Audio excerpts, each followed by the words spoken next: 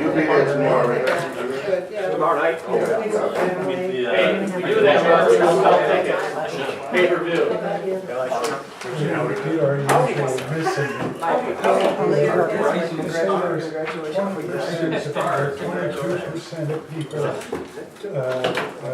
Sleep I didn't stay up for that. Almost 60 or so. No, we got All I want is 400 out there, 10 mil.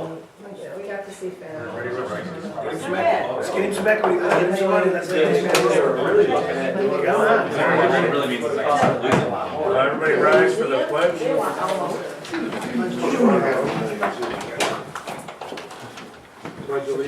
the flag of the United States of America, and to the republic for which it stands, one nation, under God, indivisible, with liberty and justice for all. Oh Lord, as we gather this day to do the important business for the people of the village of Owego, grant us wisdom, compassion, and understanding. Amen. All right, so first item is public comment. I have one. I'm Janet Inglesby, and I'm in the village of Owego, but I work for the Addiction Center in Broome County, and we're going to be having an event here on January 31st at, I heard you pass it around, at 6 p.m. We have a flyer, and it's going to be free to the public, but the movie that we're going to be playing at the Tioga Theater is called Resilience. And it's a very good movie for anybody in law enforcement, in public events, or domain, I should say, because it talks about the causes of drug addiction and some of the things that a group of folks out in California found out about it, and the children and the trauma that it causes, and why there's so much homelessness, death, and addiction as well. So it's a really good, it's a real eye-opening movie. So we would encourage anybody to attend it. There's no cost. We're going to have popcorn, candy, and soda, and all that's free. And it's just a totally free event. And we're also going to be having Narcan training and giving Narcan kits to anybody that shows up and wants to do it. So bring your friends. And it's... Is there an age preference? We prefer older teens. The reason there's discussion in there about trauma and what it is for the children and child abuse, and both sexual and physical abuse. So, and this is Karen Caminetti. She is our representative from ACBC. She comes out to Owego all the time. We have a whole team that comes out here, and we wanted to make sure that you guys knew that we have this training available not only at this event, but if you have an event where you need training or whatever, if you want to offer it to officers or whatever, we can do it for you at no cost and also give the kits.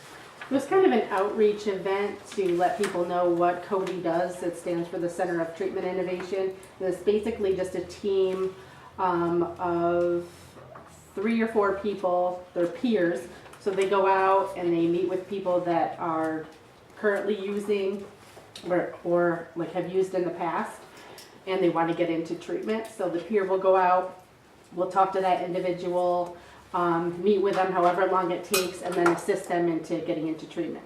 It's a completely mobile unit, so they can go out, meet with a person. If they decide, yeah, I want to go into treatment, I don't want to, shoot up heroin anymore, they can do an on-the-spot drug and alcohol evaluation and transport them to treatment all at once.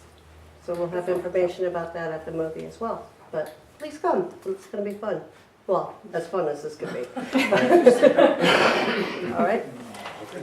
Thank you. Thanks. Anybody else? I'll let her go on and you. Okay. Okay, so our next item is Louise Gava. Yes. Is your name right? Yes, correct.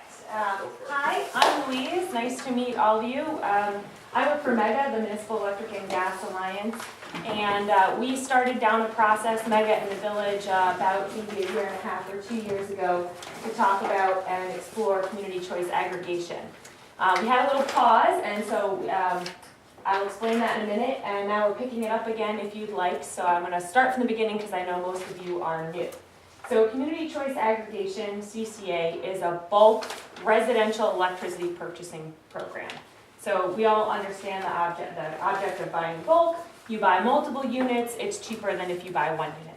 And New York State has recently made it possible for villages, cities, and towns in New York State to give yourselves the authority to aggregate your residents and your small businesses to make that bulk purchase for electricity. And the reason why municipalities are doing this is that it lowers rates, it stabilizes rates, and it perhaps most importantly for some of our communities, it protects your residents from predatory practices. So I don't think the village of Owego has had this as bad as some other communities, but the door-to-door sales folks that say, oh, I'm gonna offer you this better rate, and everyone always shakes their head. They're like, oh, my aunt, my grandma, whomever, me, our attorney for the village, or whomever, not saying you, but this has happened, our board members. And so those are the reasons why CCA is gaining interest in municipalities around New York State. So Mega has right now an aggregation of 24 municipalities, 40,000 households that are part of that bulk purchase. In Tioga County, we're working with the town of Owego, the village and the town of Spencer, the village of North Valley, and then a little farther afield we have the city of Owego, the city of Elmira and the town of Horseheads, among the rest. And so these municipalities they're committed, they're ready to go. And so I'm coming back tonight to see if the village wants to pick up where we left off. The reason we left off is you all collect something called local gross receipts tax.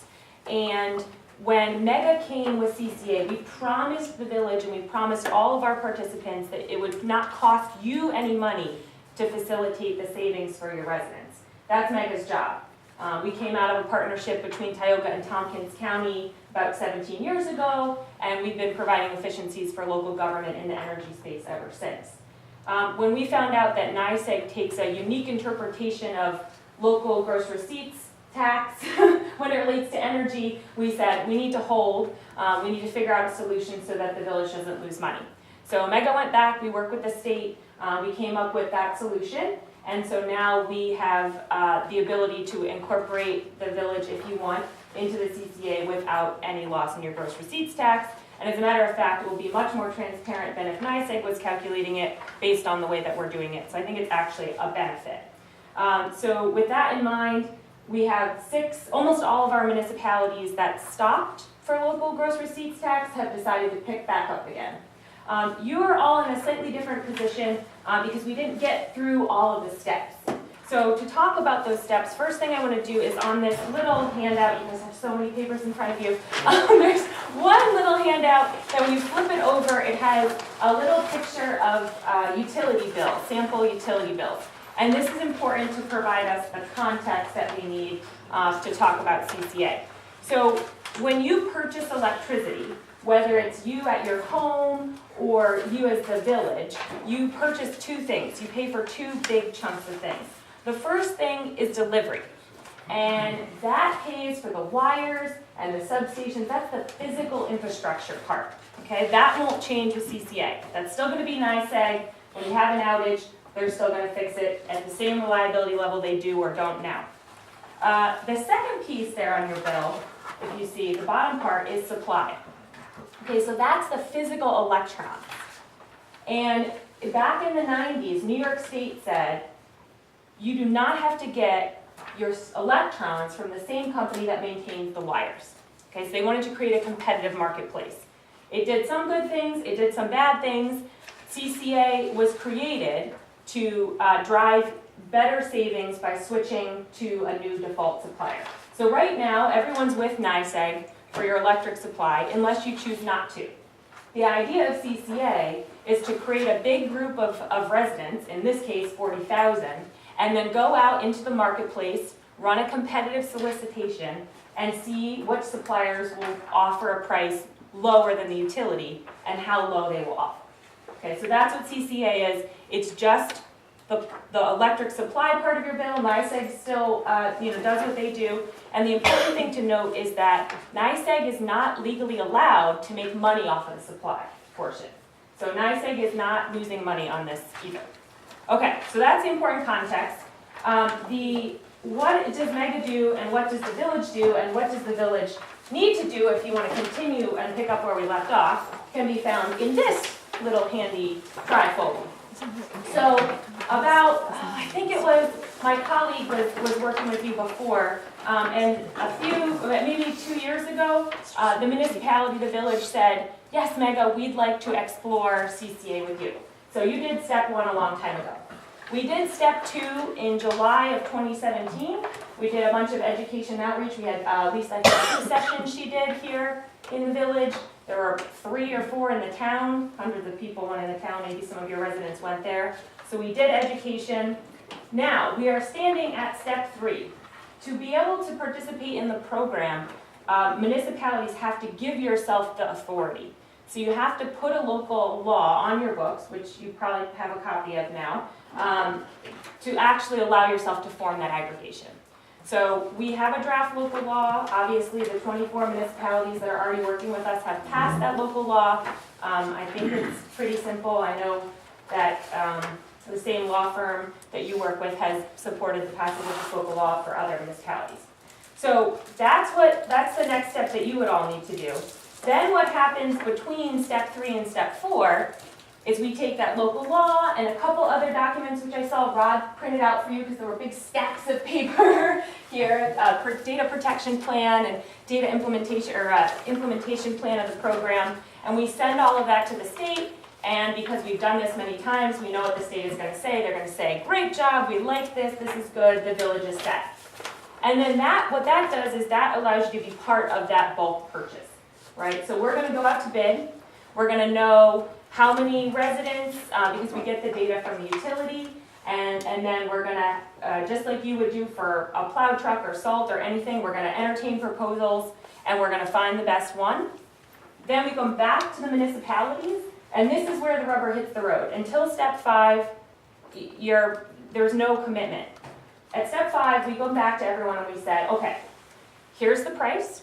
First of all, the price has to beat NYSEG or we don't tell you and we walk away. So here's the price, here's how long, here's the other, whatever conditions. At that point, municipalities have to decide, yes, we want to offer it to our residents, or no, we don't want to offer it to our residents. If you say yes, we go back to step 2 and we do a whole nother round of education. So we come back to the municipality, we're physically here, we have our website with information, we have a hotline for people to ask questions, et cetera, et cetera. Once that period of about a month happens, then every resident that's with NYSEG gets a letter in the mail. We have to put a municipal letterhead has to be on the letter, so I always say, so they don't throw it out, and occasionally you all say to me, they throw it out anyway, but whatever, so it has to look official, okay? We pay for it, but it has to have your information on it, and that will tell all of your residents formally, this is the price compared to what you're paying now, here's all the terms and conditions. If you want to participate, you don't have to do anything. If you don't want to participate, you send this in, you give us a phone call, you go online, okay? So that's how that works, and this process, the opt-out process, is 30 days long. And the reason we do it this way is right now, when everyone has to choose to participate, you don't get that bulk purchase because it's too much effort to pull everyone together. So if you start in aggregate and then you let people who don't want to participate leave, that's how you get the financial benefit from the program. So I'm going to stop. I know I talk quickly, and I know for most of you this is a new thing, but I would love to hear your questions, if you have any. If I did a good enough job. So what period of time did you say the opt-out is? Yeah, so this is 30 days. 30 days? Mm-hmm. Help me on some more opt-out. Yes. Initial opt-out 30 days, and I was reading earlier that the program will go for 18 months or 3 years and then be renewed. Initial opt-out is 30 days. Yes. If you don't opt out in that 30 days, can you opt out after that? Correct. So if you don't opt out in 30 days, what happens to you is you get put into the CCA. So you start getting the rate, the utility is not your supplier, that's one thing. If you were, I don't know, you change your mind, you're like, wow, I really loved having NYSEG as my supplier, for whatever reason, you can leave the program at any time, there's no penalty. Okay. Now, the next question that most people ask is, well then what if I realize I actually did want to be in the program? When can you opt in? Right, when can you go back in? And the reality is, I will only know that once we bid. Some suppliers will allow you to come back in, and some will not.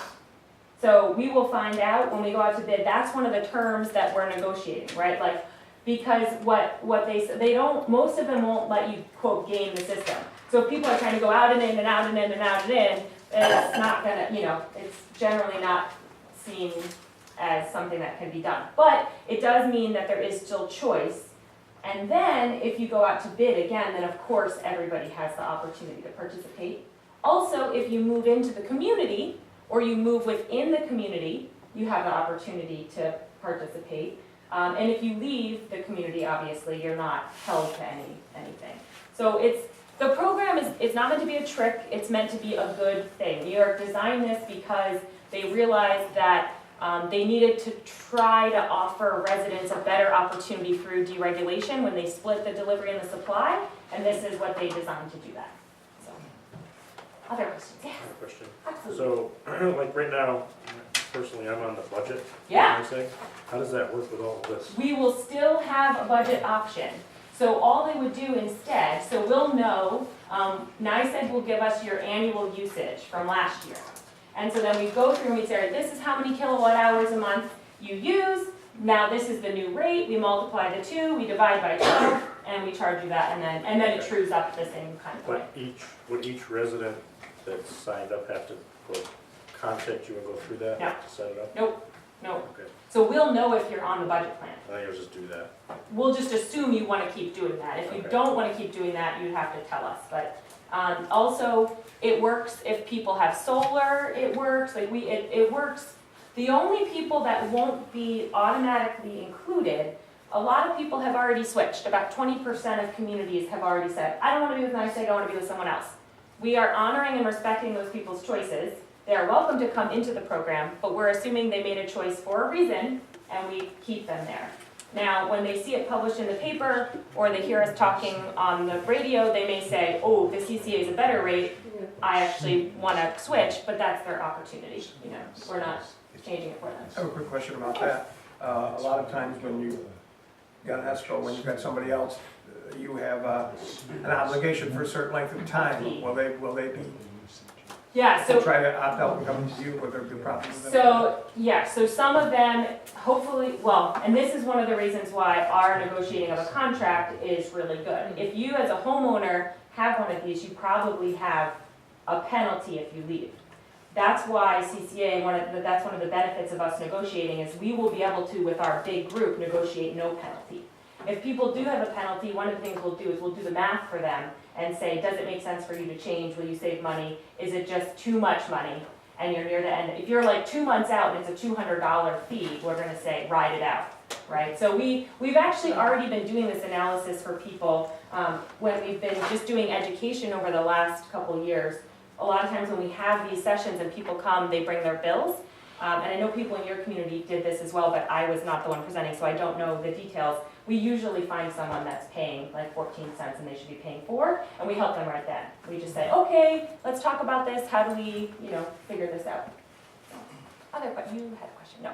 Yes. Yeah, is there generally a percentage of savings? Yeah, I think, we'll know when we go out to bid after step 5, but I think we're thinking around 2 to 5, somewhere in there. It's gonna depend on what the market is. Here's the reason. No one has a crystal ball, but we're at the bottom of the market right now. So the price is at historic lows. So we'll save something now, and then if the price goes up, we'll be locked in, so we'll be saving even more as time goes on. So this is where we're gonna learn a lot when we go out to bid, because the suppliers forecast energy forward, and they say, how expensive will it be to buy it in 2 years or 3 years? And so one of the things that will be interesting is the term. There's gonna be some sweet spot, that's why it could be 18 months, it could be 3 years, and right now, there's like a little bit of a wall, not the kind of wall you were talking about before, but there's a little bit of a wall where a bunch of things become unknown, because there's like, New York's talking about doing carbon pricing, and a nuclear power plant is closing, and so the price goes way up. So all these people are gonna try to get you through that hump, you know, that's what they do. So it's nice to have experts doing this kind of stuff, because I know at my home, I don't do like my taxes for myself, because it's too complicated. So, Yeah. any other questions? How would you keep the predatory practices out here? Yeah, so. What are the consequences if they do decide to come in? Yeah, so really what's happening is it's by public awareness. So one of the first things, that example I gave the other day, is having people hear about the price, because people just think, oh, my energy is expensive, and they don't see which part is expensive. And so in the newspaper, on the radio, talking to each other, hopefully they're gonna see, if they're one of those 14-cent people, they're gonna say, oh wow, that's 10 cents more than I need to be paying. I'm gonna call that hotline and figure it out. The other thing is, we have seen in other states where when you have communities that are doing this, the people that are going door to door, they're like, we're not gonna bother. Because they're like, they're already in a deal, and people are generally more educated. So this is general knowledge, they will know Yeah. which communities are participating. Oh yeah, it's on our website, and we can already tell that people are paying attention, because what happened in the beginning, and some of our communities, we were publicizing on our Facebook page that we were going to communities, and people, the door knocking was picking up right before, because they're like, oh, if they're gonna get people to sign up, we better get in there first. You know, it was pretty interesting to see the reaction, actually. Yeah. Sure.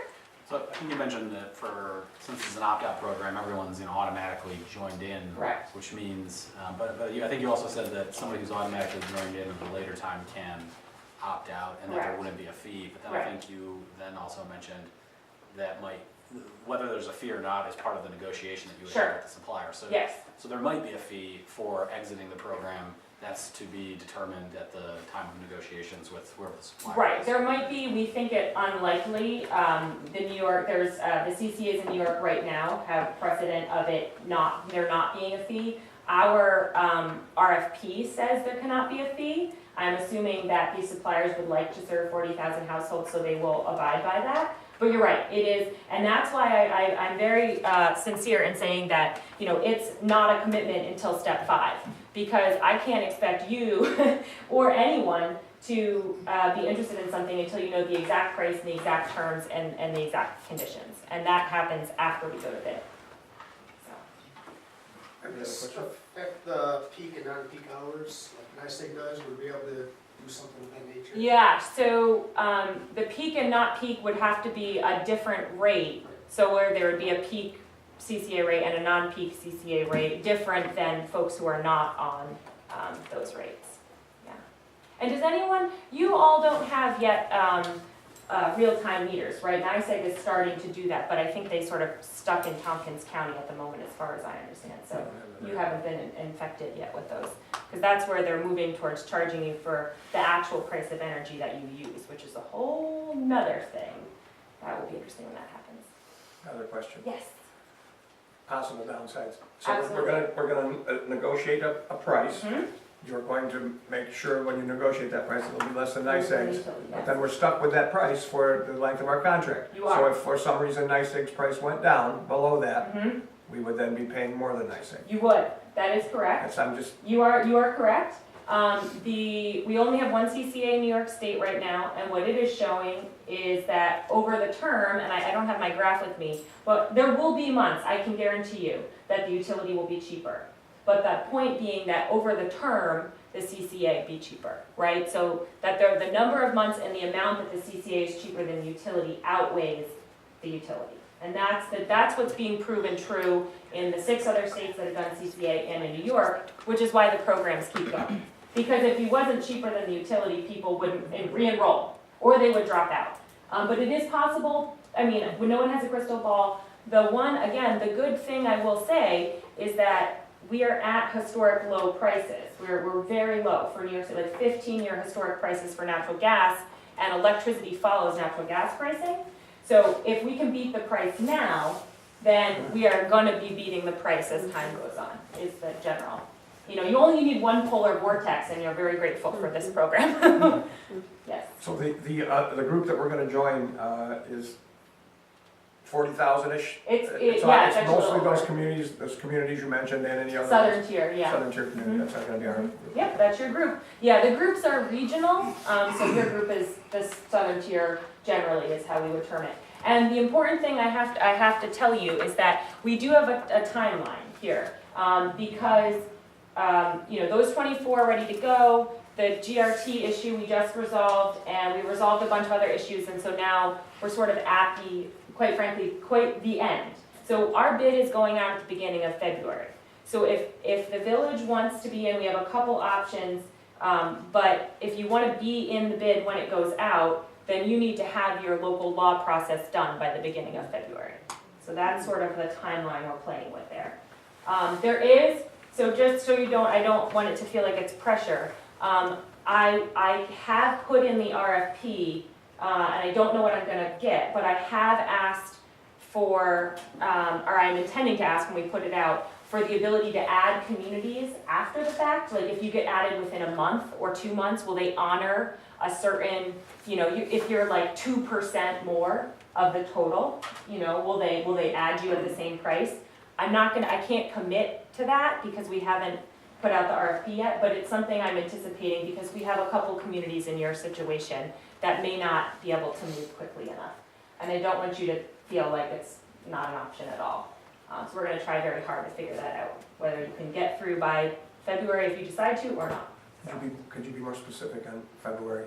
Yeah, so we need to put out the bid. No, Oh, the date, exactly? Yeah. So technically, I have to ask the utility for data, and they have 20 days to give me the data. So I really need it by February 1st.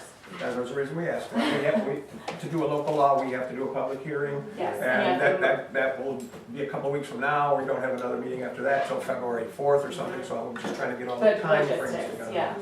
Yeah, so you all don't do your public hearing and your local law in the same meeting. We Is can, that- right?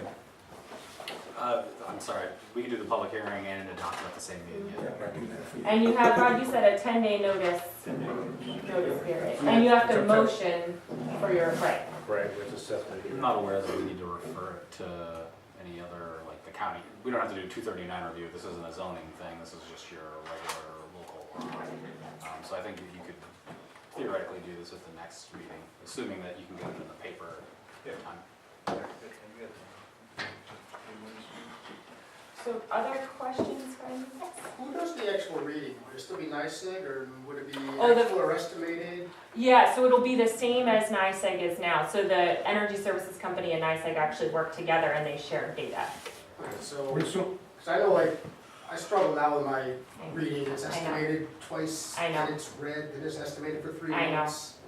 And I think people like to see consistency in actual Yeah. reading, Yeah. and I don't know if that's something that would be possible. Yeah, I don't think it is, though I do know that that's something why, that's one of the reasons why NICEAG is changing those meters.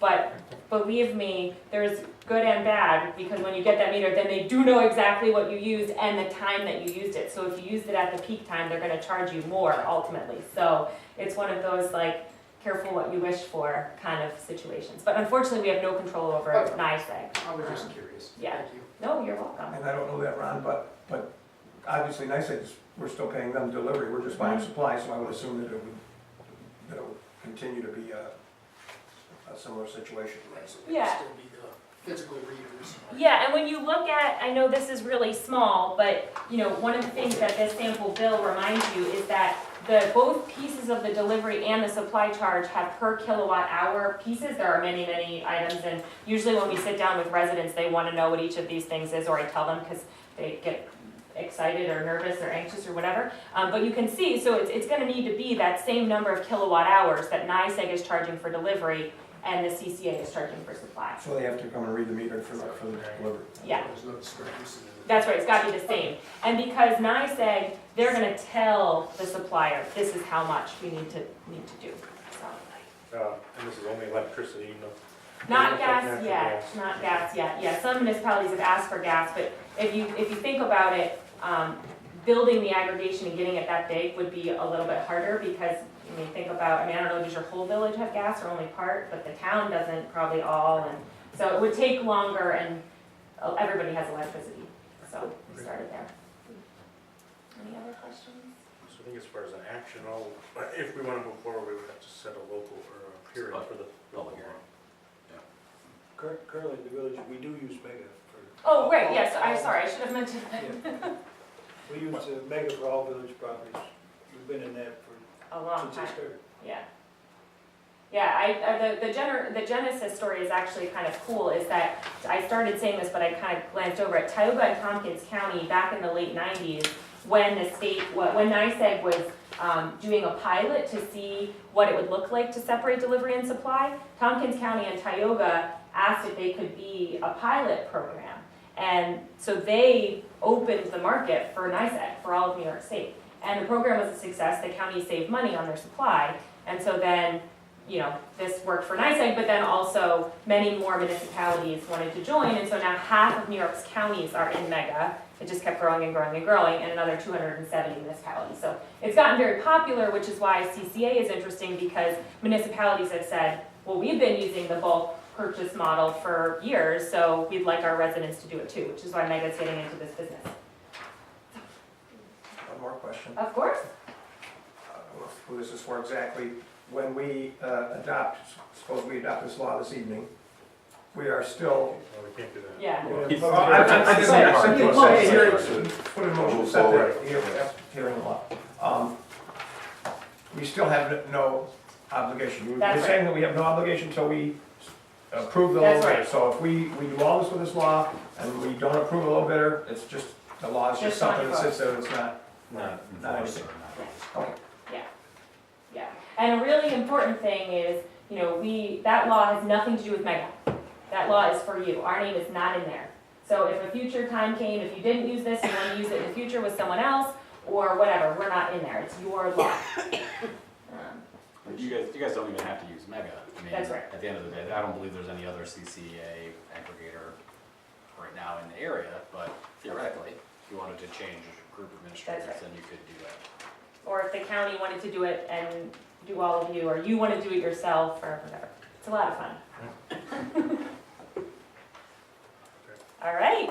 Well, my cell phone number is right here on the inside of this flap. If you have any burning questions later, call me anytime. I love having conversations. So, thank you much, and I will look for. Keep talking.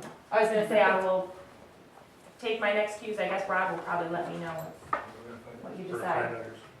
finance. Is it appropriate to go out of order in business of the meeting to move to set a public hearing at this moment? Yeah, you can, we're past public comment. Okay. I make a motion that we set a public hearing at a date. Tuesday, February 21st. 22nd. 22nd. Tuesday. Or is that because we have a holiday that week? Martin Luther King. 21st is the. We set a public hearing for, what, do we have a number on this law? We don't, So this would be number 1 of the year, Oh, right? for the purpose of there will be another one. public hearing for local law number 1. Enough information for the motion. Oh, we'll fill it. Yeah. 7 o'clock, 7 o'clock? where are we gonna do it? Oh, first we need a second. I'll second that. I think you could do it. I don't think people can flock in for. So we'll say here, if we think a lot of people are gonna flock in a little bit.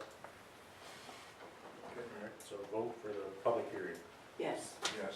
Yes. Yes. Yes.